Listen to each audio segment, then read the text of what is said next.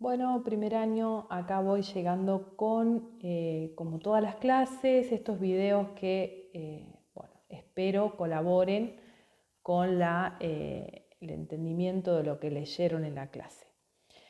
Bueno, continuamos avanzando con texto narrativo, texto que cuenta una historia, así lo vimos en la clase anterior, donde tenemos elementos como el tiempo, el espacio, los personajes y la estructura en introducción, nudo y desenlace.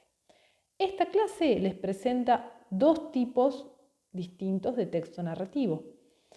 En la clase anterior vimos como la narración en la vida cotidiana, ¿no? En un diálogo, en una charla, cuando le contamos a alguien lo que hicimos. Bueno, en esta clase lo que vamos a conocer y estudiar y aprender es las biografías y las autobiografías. No son difíciles, como pudieron leer en la clase. La biografía es un texto que cuenta la vida de una persona, la cuenta otra, ¿no? Voy a contar la vida de alguien. Yo, autor, escribo la vida de otra persona. Esa otra persona siempre es alguien destacado, alguien reconocido, alguien que hizo un aporte, un científico, un escritor, un deportista, ¿no? Esa es la vida para que otro la lea y le parezca interesante. Ese es un tipo de texto, la biografía, ¿no? Ahí ustedes tienen para leer ejemplos en los que es importante esta idea que les marca la clase de hechos que sabemos que sucedieron y otros que son rumores, ¿bien? O que no están confirmados, pero que están dentro de la biografía porque se supone, se dice, se cree. Entonces, bueno, quien escribe muchas veces pone hechos que no están confirmados.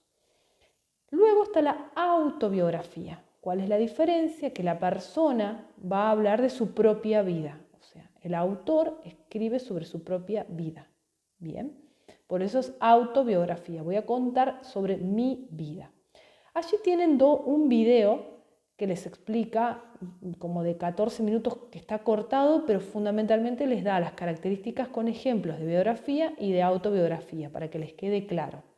Bien. Lo fundamental tiene que ver con el narrador, ¿bien? Acá hay una diferencia importante y que no es solo para la biografía este concepto, es para todo lo que tiene que ver con literatura. Y es el concepto de narrador. Narrador es la voz que cuenta esa historia, no es el autor. Solamente en el caso de la autobiografía, es en el único caso en el que coinciden autor y narrador. ¿Bien? O sea, yo voy a contar sobre mi vida, entonces yo soy la escritora y yo soy la narradora, la voz que está contando. ¿Bien? En los cuentos, en las novelas, en las leyendas, en otro tipo de literatura, en otro tipo de textos literarios, a veces el narrador no coincide con el escritor. ¿Bien?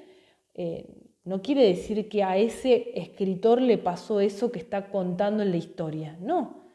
¿Bien? El narrador puede ser un personaje de la historia, puede ser una voz que cuenta lo que sucedió, pero no es ni un personaje ni el escritor. Bien, eso tiene que quedar claro. Narrador no es igual a autor, autor o escritor, que es lo mismo eso. Narrador no es igual a autor. Bien, que quede claro. Si yo leo un cuento que está escrito en primera persona, o sea, yo, como las biografías, como las autobiografías, perdón, yo, a mí, me pasó, me sucedió, no quiere decir que eso le sucedió a Borges, que es el autor del cuento. Bien, es una voz que me está contando una historia, pero no es el escritor. Bien, bueno, eso con respecto a biografía y autobiografía. Es otro tipo de texto narrativo que me presenta hechos en un orden cronológico, desde el nacimiento hasta la muerte. En el caso de las biografías, generalmente llegan hasta el fallecimiento. En las autobiografías, desde el nacimiento hasta donde está la persona viva, cuenta hasta ese momento, hasta la actualidad, en un orden cronológico de fechas, de hechos que van sucediendo. En el final les puse un ejercicio para que no se olviden de verbos y pronombres, para seguir practicando lo que vimos en la primera etapa. Bueno, espero que con este video y con el que tienen ahí dentro de la clase se pueda comprender las características y las diferencias entre biografía y autobiografía.